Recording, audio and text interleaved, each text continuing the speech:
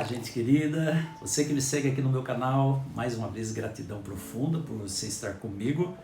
E hoje eu volto para mais um torpedo, refletindo agora no capítulo 12 de 2 Coríntios. Capítulo 12 de 2 Coríntios são palavras de Paulo, do apóstolo, na segunda carta que ele escreveu aos cristãos de Corinto, tá? E o capítulo 12, eu quero começar pelo versículo 7. Versículo 7. Esse texto ele traz assim uma reflexão bem legal e bem profunda para a gente.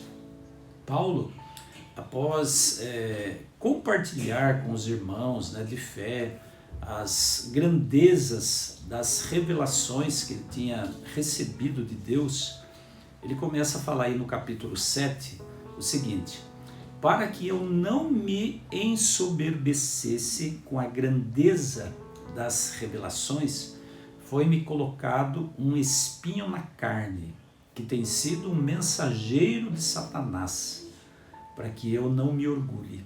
E eu tenho pedido a Deus, já por 3 vezes eu pedi a Deus que retirasse de mim esse espinho na carne, mas Deus só me responde assim: a minha graça te basta. Eu quero refletir com você sobre o que Paulo quis dizer com essas palavras. Primeiro, ele tinha consciência de que ele foi, a própria Bíblia, o próprio texto diz que ele era um vaso escolhido pelo Senhor com uma missão especial, com um trabalho especial, uma tarefa especial. Qual era a tarefa especial que Deus concedeu a Paulo? Era levar o evangelho aos gentios, aos estrangeiros, aqueles que não eram judeus de nascimento, tá? Que não nasceram, talvez até tenham sido descendentes de judeus, mas nascidos em outro país, em outras terras. Então era essa uma das principais missões de Paulo, tá? Talvez a maior das missões. Ele foi escolhido para levar, para proclamar o nome de Jesus aos estrangeiros. Então, diante disso, vaso escolhido, olha só a importância dessa frase, desse termo. Quando a gente é escolhido para um trabalho específico, uma missão grandiosa, a gente corre muito risco de ensoberbecer, de ficar orgulhoso por conta daquela escolha, eu sou melhor que os outros, e tal. Eu sou o único, entendeu? Então isso traz para a gente o perigo de um certo orgulho, ainda que seja por uma motivação espiritual. O orgulho não tem nome, orgulho é orgulho, não tem outro nome. Possa ser espiritual, pode ser acadêmico, pode ser de nascimento, de poder aquisitivo, é orgulho, ponto. Então o Paulo ele corria também esse perigo. Tanto corria que ele diz que ele recebeu um mensageiro, um espinho na carne, um mensageiro do inimigo, para lembrar ele: cara, você não é nada disso, você é pequeno, não se ensoberbeça, E aí parece uma contradição. Como é que Satanás poderia colocar um espinho na carne de Paulo para lembrá-lo da pequenez dele? Na verdade, esse não era o objetivo que o diabo coloca espinho na carne de qualquer pessoa, porque ele quer mais é que a pessoa realmente tenha orgulho. Mas é Deus que transformou esse espinho na carne em algo que acabou sendo abençoado, algo que acabou sendo uma bênção na vida de Paulo, no sentido de lembrá-lo que ele sempre era um ser dependente de Deus. Nós temos um ditado popular que diz assim, que Deus escreve direito em linhas tortas. Não, Deus endireita as linhas, tá? Então aquilo que muitas vezes parece para nós ser uma maldição, um castigo, Deus transforma aquilo numa bênção. E muitas vezes nós não vamos reconhecer isso no momento que nós estamos vivendo dentro daquele turbilhão. A gente vai ver isso depois que passa, tá? E Paulo ele diz assim: esse mensageiro foi colocado em mim para que eu não me ensoberbecesse. Até aí tudo bem. Agora, o que era esse espinho na carne que Paulo se referia?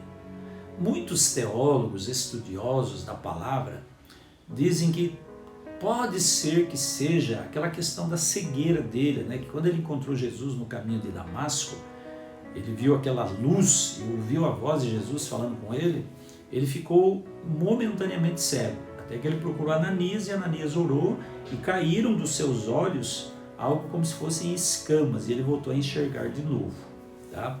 Tem muita gente que fala que esse espinho na carne tenha sido uma dificuldade física de Paulo. Talvez o fato de ele nunca mais ter voltado a enxergar como enxergava antes daquela experiência. Porque se foi isso, né, por que Deus permitiu que ele continuasse com essa deficiência? Justamente para ele não se orgulhar, não se ensoberbecer da missão que ele tinha. Mas pode ser também que não seja, né, que não tenha sido aquela deficiência visual. Pode ser que tenha sido outra coisa, nós não sabemos, a Bíblia não revela, um dia nós vamos saber. Tá? Mas, de qualquer forma, a essência dessa mensagem é a gente entender que todas as coisas contribuem para o bem daqueles que amam a Deus. Até mesmo as deficiências físicas, talvez emocionais, que assediam, né, ou fazem parte da vida de uma pessoa, Deus pode transformar isso num canal de bênção para a vida daquela pessoa, embora a gente não entenda isso no momento.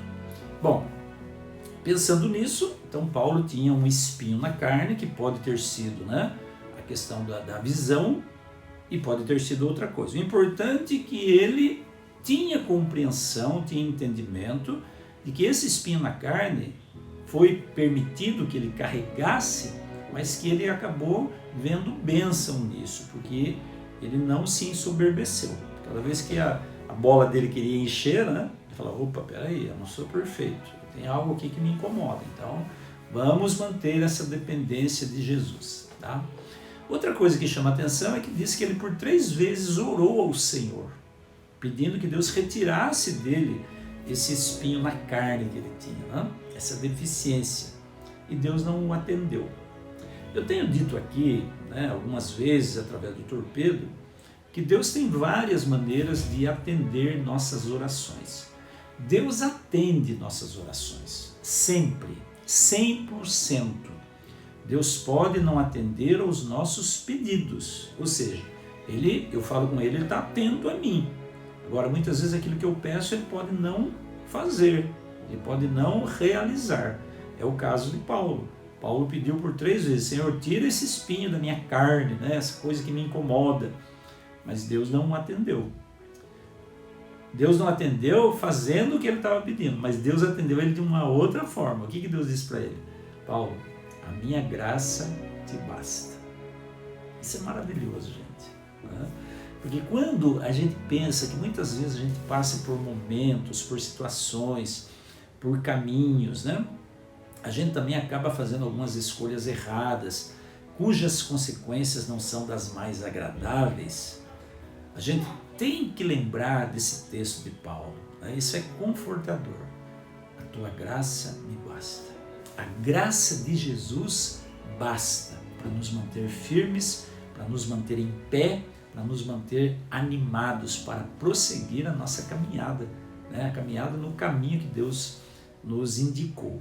Então isso é maravilhoso, isso é confortador, isso é fantástico, a gente saber que muitas vezes tem coisas na nossa vida que nós não podemos resolver, né? Tem coisas que nós não conseguimos resolver, não está dentro das possibilidades humanas resolver, né? E quando aparecerem essas coisas na sua vida, na minha vida, que a gente possa ter essa certeza de que a graça de Jesus nos basta. Não precisamos de mais nada.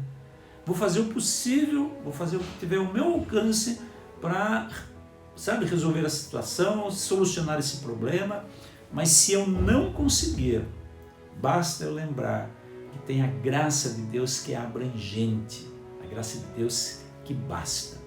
E tem um texto também nos próprios escritos de Paulo, que ele diz lá em Romanos, né, que onde abundou o pecado, superabundou a graça. Ou seja, existem aquelas situações que o próprio pecador, né, comete falhas muito grandes, e quanto maior é o pecado, maior é a graça de Deus. Então não existe lugar, não existe pessoas, não existe um local que você possa fugir da sua vida onde a graça de Deus não te alcance. Ela sempre vai te alcançar. Você está sempre, eu estou sempre ao alcance dos braços de Deus. Eu lembro de uma situação, certa ocasião, em que eu estava conversando com uma pessoa que tinha se afastado muito dos braços de Deus. E eu disse exatamente para ela essa frase: meu amigo, não esqueça que não existe lugar onde você possa ir que a graça de Deus não possa te alcançar. A graça de Deus é maravilhosa. Quando Deus diz para mim, Antônio, minha graça te basta, significa que eu posso não ter o meu problema resolvido naquele momento, mas eu tenho resiliência, eu tenho força para enfrentá-lo, para superá-lo, ou para conviver com ele, se esse for o caso, tá bom? Fique com esse pensamento aí na sua mente, tá? Que Deus abençoe muito você e a sua família, dê um lindo final de semana, e amanhã, domingo, eu volto para mais um torpedo aqui para a sua vida e para o seu coração. Então, até lá, um forte abraço para você. Tchau, tchau.